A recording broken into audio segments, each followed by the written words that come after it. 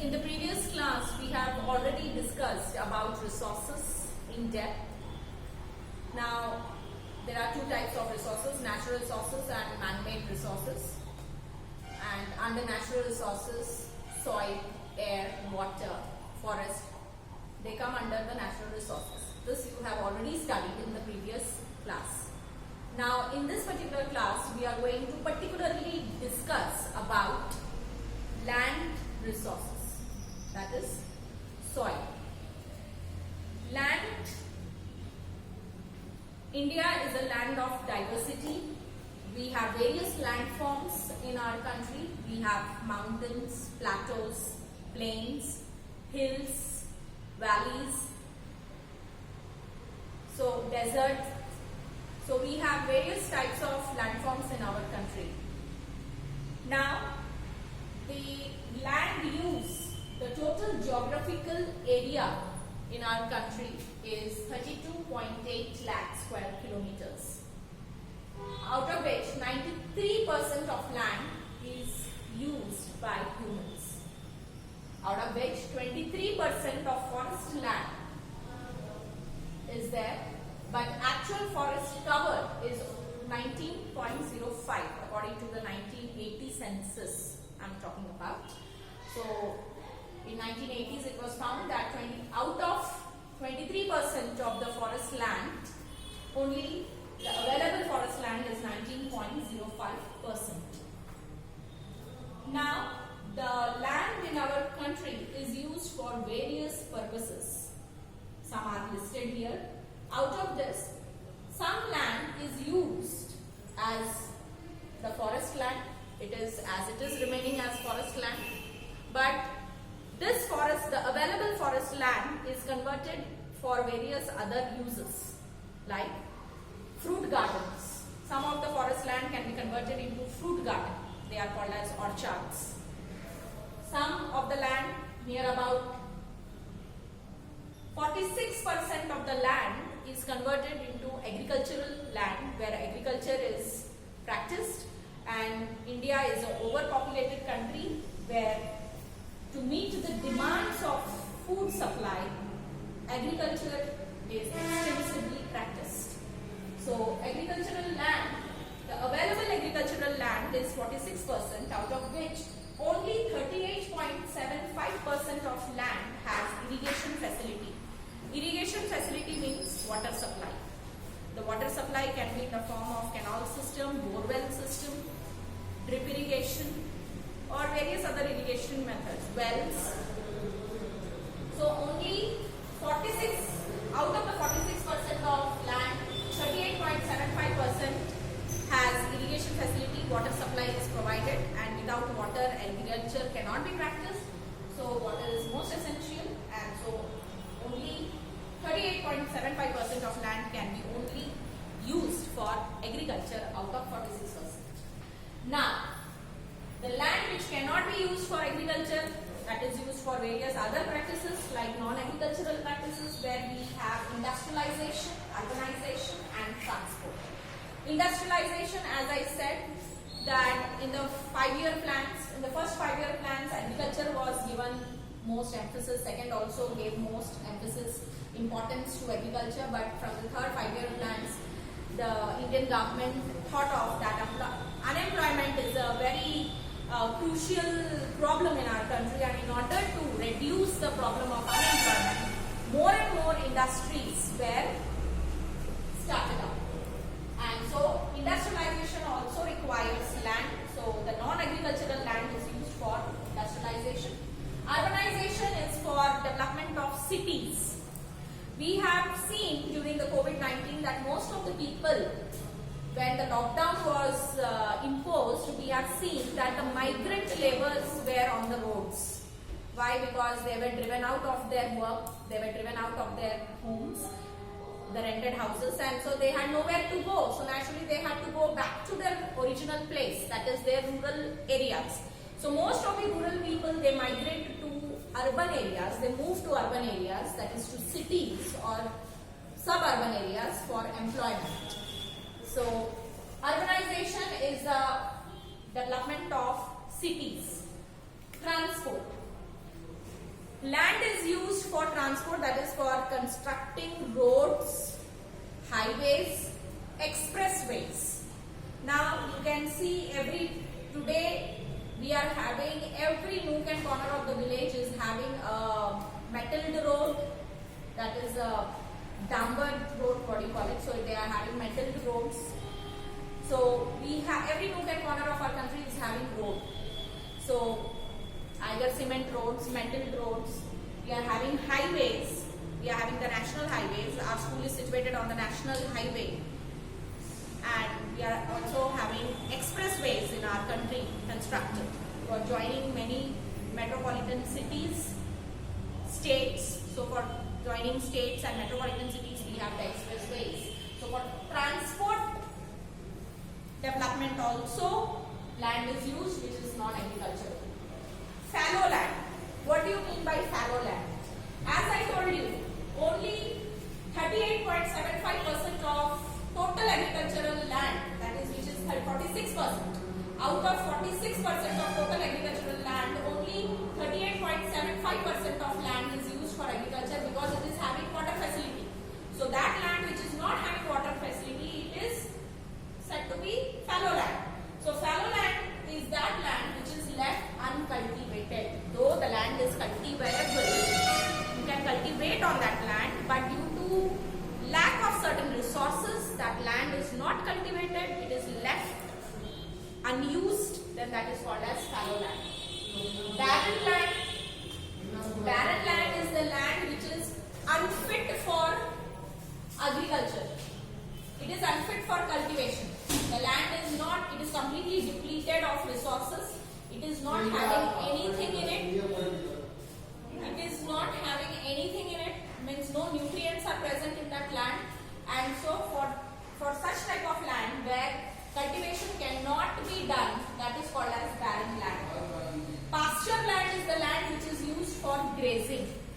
So pasture land is the land which is left like that, where cattle can go and graze on the fields.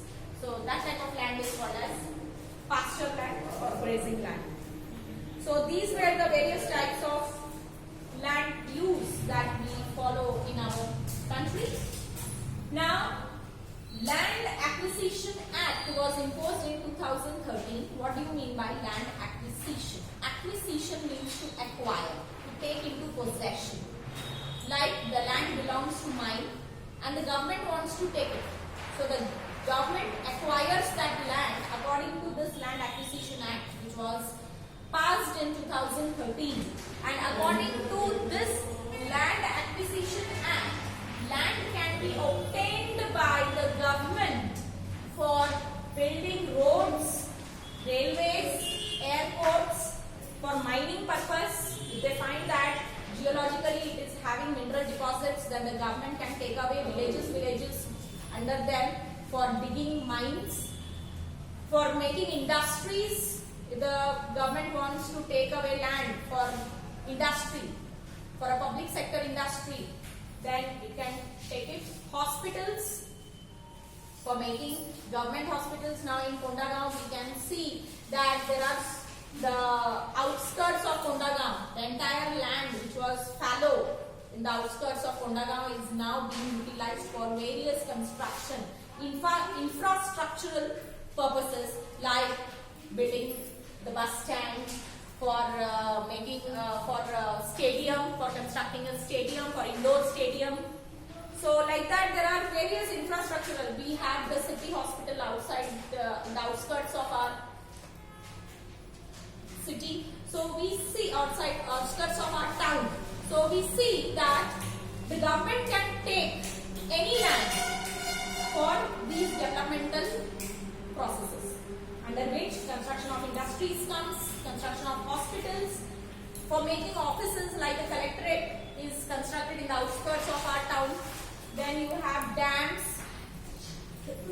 For construction of a dam, you see that a large amount of land is encroached by the government, is acquired by the government, and in that case, many villages, towns, they get submerged underwater. Many villages, they get submerged underwater, but still the government continues to go for the developmental process of its own country. A dam is very essential for such places where there is no water supply. A dam can provide irrigation facilities. So for that purpose also the government takes away land, and when it takes some thousands of acres of land, then many villages get submerged. Many villages, agricultural fields, they get submerged under water. So that encroachment can be done only by government. And even for rehabilitation and displacement, like I said, when a dam has to be constructed or an expressway has to be constructed, a highway has to be constructed, then the government, what it does is it takes away the houses, the agricultural lands, the domestic lands of the people, and it gives them a compensation amount, or it takes the people from one area and tries to displace them to another area, and in that displaced place it provides all the rehabilitation facility, like it constructs their houses, their employment facilities provided, roads are constructed, hospitals, schools, everything is means from one place it is uprooted and installed in another place. That is called as displacement. So displacement and rehabilitation is done by the government for certain developmental programs like construction of dams, construction of airports or railways or expressways, highways, and even for mining purpose also. Now, when we see the soil profile, the structure of soil, then we come to know that the soil contains three layers, three beds we can say, or three horizons.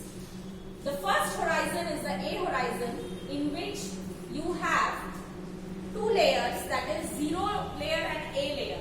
Now in zero layer, it is the organic layer, it is rich with humus. That means the dead and the decaying plants and animals, they get decomposed on the surface of the earth and they provide a lot of nourishment to the growing plants.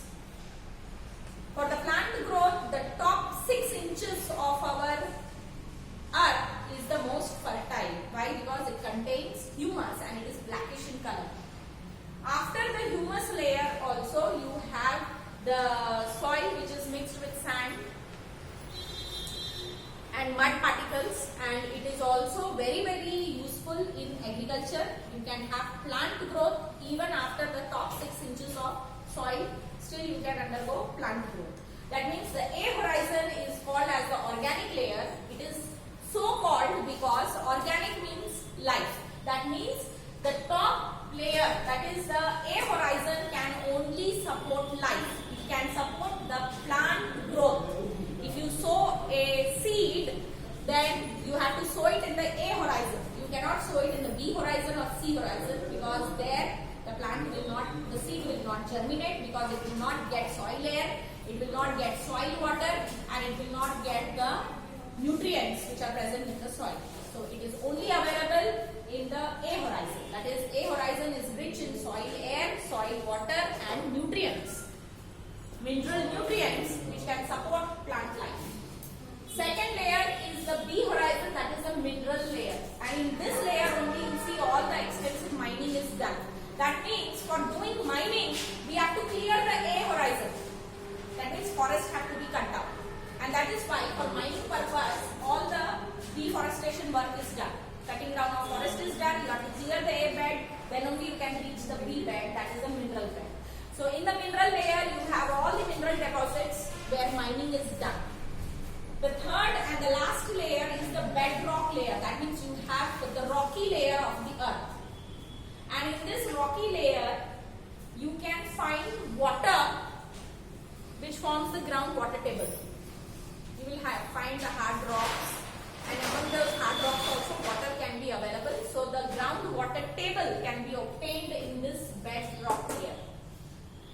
So this is the soil profile. It can be called as the soil profile or the layers of soil, in which you have 3 horizons: A horizon, B horizon and C horizon. So I hope this part is very clear with it, that A horizon is the organic layer which supports plant life, The horizon is the mineral layer which supports the mining activities.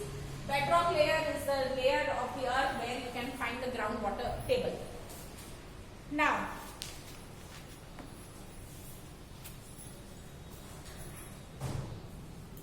soil distribution in India. So for the soil distribution in India, when you look at the India map, that is from east to west, north to south, all over our country we do not have the same landform, we do not have the same type of soil, we do not have the same texture of soil, nor the color of the soil is same. Why? Because based on the landforms you will find different types of soil. Now you see in the north it is extensively covered by Himalayas. Then to the south you find it is completely a coastline and you have many rivers flowing in the South India. So naturally you will have river basins, deltas formed by the rivers where you will have a different type of soil. Then the center of our country is occupied by the Deccan Plateau. So it is a plateau, so naturally there is a different type of soil in the center of our country. Then in the eastern and western parts you have the Eastern Ghats and the Western Ghats. There also the soil is of different type.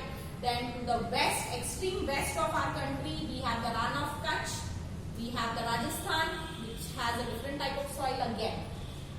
So, can I have the map? Political.